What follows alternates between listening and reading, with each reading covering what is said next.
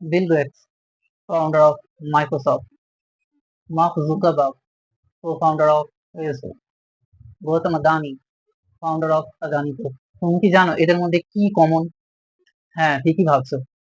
এরা প্রত্যেকেই ওয়ার্ল্ডের রিচেস্ট পার্সনের মধ্যে একজন। আর এরা আজকের প্রেজেন্ট ওয়ার্ল্ডে ডমিনেট করছে। আর এছাড়াও এদের মধ্যে আরেকটা জিনিস কমন আছে, যার জন্য এরা এই ট্র্যাপ থেকে বাঁচতে সাকসেসফুল হয়েছে। যেই ট্র্যাপে আজকের প্রত্যেকটা মানুষ প্রাউডলি নিজের পা বাড়িয়ে দিচ্ছে। আর একদিকে আছো তুমি, যে কলেজ যাচ্ছ, হোমওয়ার্ক করছো, টাইমের মধ্যে অ্যাসাইনমেন্ট কমপ্লিট করছো, 90% অ্যাটেন্ডেন্স রাখছো, বুকগুলোকে মেমোরাইজ করছো ইচ্ছা না থাকা সত্ত্বেও, সব রুলস গুলোকে ফলো করে যাচ্ছ এই আশা নিয়ে যে যখন তুমি পাস আউট হবে তোমার কাছে একটা গ্রাজুয়েশন ডিগ্রি থাকবে আর তুমি একটা জব পেয়ে যাবে, আর তোমার প্যারেন্টস জন্য একটা বাড়ি কিনবে, নিজের জন্য একটা দামি গাড়ি কিনবে, আর অনেক অনেক বেশি আর্নিং করবে। বাট রিয়ালিটিটা কি সেটা কি তুমি জানো? তুমি অনেক পরিশ্রম করে অনেক চেষ্টা করে একটা ডিগ্রি তো পেয়ে যাবে, বাট তারপরে রিয়েলাইজ করবে যে তুমি জব পাচ্ছ না। অনেক জায়গায় ইন্টারভিউ দেবে, বাট দেখবে সব জায়গা থেকে কোনো না কোনো কারণে তোমাকে রিজেক্ট করা হচ্ছে। আবার কোনো কোনো জায়গায় তো এক্সপিরিয়েন্স চাওয়া হয়, বাট তারা এটা একবারও বোঝে না যে এক্সপিরিয়েন্স তো তখন থাকবে যখন এক্সপিরিয়েন্সের জন্য জব থাকবে। জবই যদি না করো, জবই যদি না পাও, তাহলে তোমার কাছে এক্সপিরিয়েন্সটা আসবেটা কোথা থেকে?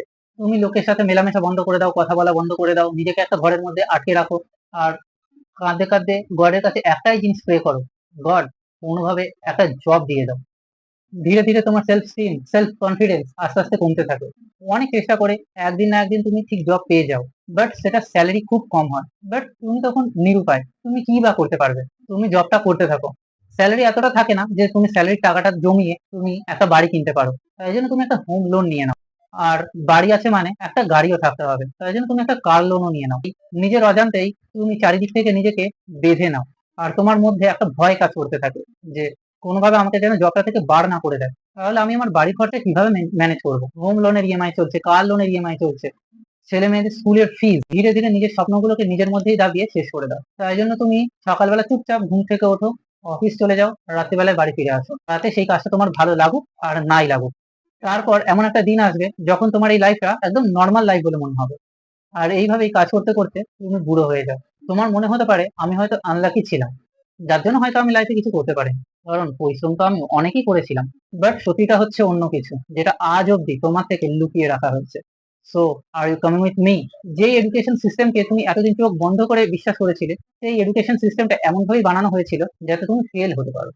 এই এডুকেশন সিস্টেমটাকে এই কারণেই বানানো হয়েছিল যাতে তুমি একটা ওবিডিয়েন্ট ফ্যাক্টরি ওয়ার্কার হতে পারো বা লেবার হতে পারো। তোমার মনে হতে পারে আমি হয়তো জানা তাই বলছি, but I promise, give me few minutes, তারপর এই পুরো ট্র্যাপটা নিজেই ভালোভাবে বুঝতে পারবে। So are you ready?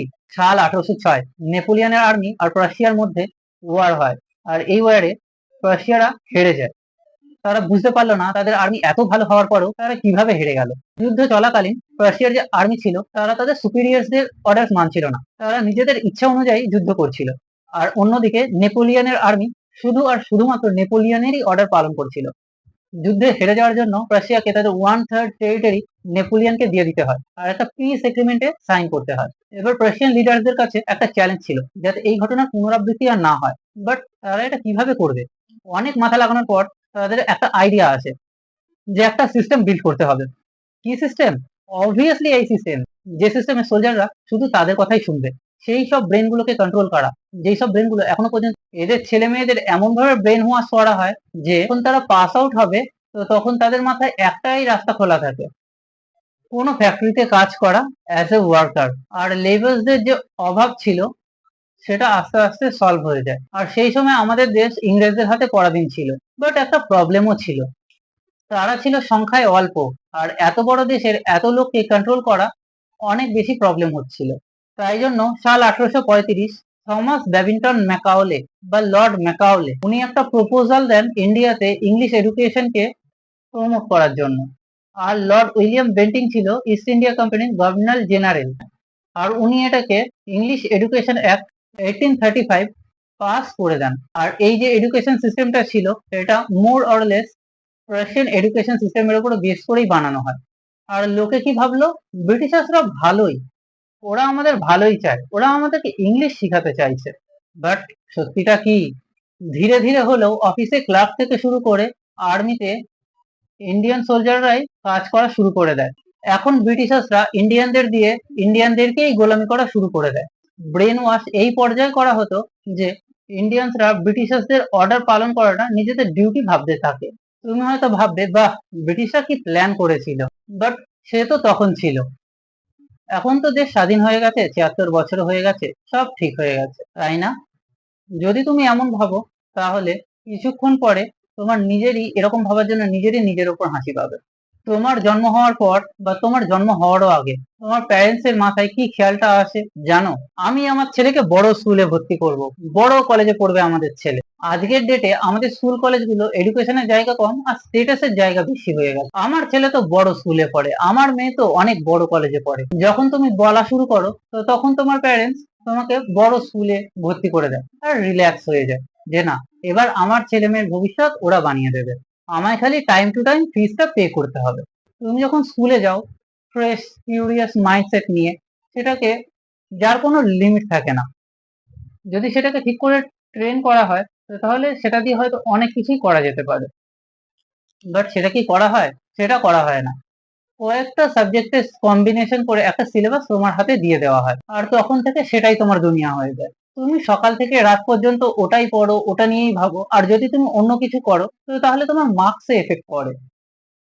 কিন্তু তোমার প্যারেন্টস কখনো এই কোয়েশ্চেনটা করেছে, এই স্কুল কলেজ এগুলো আমার ছেলে মেয়েদেরকে কি শেখাচ্ছে? এতে কি আদৌ তার ফিউচার ব্রাইট হচ্ছে নাকি না? যেটা শেখানো হচ্ছে সেটা কি তার কাজে লাগছে নাকি না? কারণ তাদের মনে হয় যে আমার ছেলে মেয়েদের ভবিষ্যৎ বানানো হচ্ছে, ফিউচার বানানো হচ্ছে, একটা সাকসেসফুল মানুষ বানানো হচ্ছে। যদি তুমি ভালো করে ভাবো, তাহলে এই পুরো স্কুল কলেজে তোমাকে এমন ভাবে ট্রেন করা হয় যেখান থেকে বেরোনোর পরে তোমার মাথায় একটাই টার্গেট থাকবে, যে কোনোভাবে একটা জব জোগাড় করা। বা সোজা কথায় যদি বলি, কেউ আমাকে তার কাছে কাজে রাখুক। তোমার পুরো স্কুল লাইফ কলেজ লাইফে কখনো তোমাকে সেলফ ডিপেন্ডেন্ট হওয়া শেখানোই হবে না। বাট কেন? তার কারণ তোমার এই এডুকেশন সিস্টেমটা তোমাকে সেলফ ডিপেন্ডেন্ট হওয়ার জন্য বানানোই হয়নি।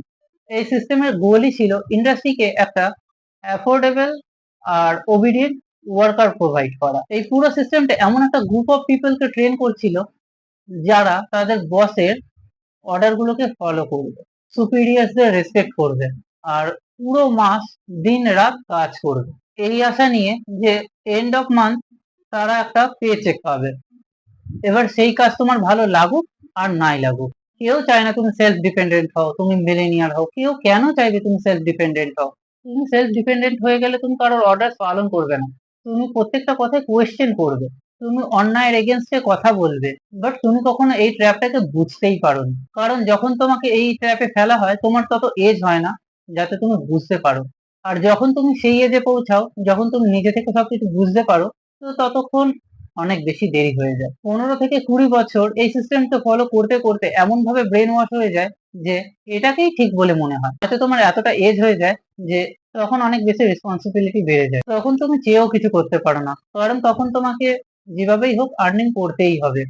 ১৫ থেকে ২০ বছর তুমি পরিশ্রম করে লাখ লাখ টাকা তুমি কলেজকে দাও, স্কুলকে দাও, কোচিং কে দাও, বদলে তুমি কি পাও? ৩০ থেকে ৪০ হাজার টাকার জবের আশায় এখানে ওখানে জাস্ট ঘুরতে থাকো। চলো তোমাকে একটা জিনিস দেখাই, আজকে আমাদের দেশের 42% গ্রাজুয়েট যাদের এজ 25 এর থেকে কম, তো তারা আনএমপ্লয়েড। আর যদি জব পেয়েও যায় তাহলে তুমি জেনে অবাক হবে, আমাদের দেশে একটা ইঞ্জিনিয়ারদের যা স্যালারি, ইউএসএ তে তার 10 গুণ বেশি একটা ট্রাক ড্রাইভার আর্ন করে। এসবের সলিউশন কি? তো আমরা কি করব? স্কুল যাওয়া ছেড়ে দেবো? কলেজ যাওয়া ছেড়ে দেবো? কোটি কোটি লোকজন যে প্রত্যেক দিন স্কুল যাচ্ছে কলেজ যাচ্ছে, তার মানে কি সবাই ভুল করছে? তা ওয়েল, তুমি হয়তো বোঝোনি।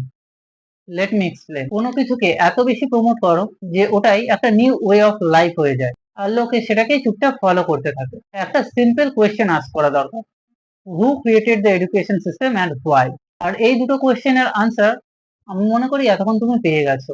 যখন এই সিস্টেমটা বানানো হয়েছিল তো তখন ওয়ার্ল্ডে বিলিয়ন্স এর ওপরে ওয়ার্কার দরকার ছিল। বাট আজকের সিচুয়েশনটা কি? আগেও এই সিস্টেমটাকে ফলো করে মানুষ একটা বিলো অ্যাভারেজ লাইফ লিড করে মরে যাচ্ছিল, আর না ভবিষ্যৎ প্রজন্মের জন্য কিছু রেখে যাচ্ছিল, আর না আজকে এই সিস্টেমটাকে ফলো করে কেউ নিজের স্বপ্ন পূরণ করতে পারছে, শুধু একটা পেচেক টু পেচেক লাইফের মধ্যে আটকে থাকছে।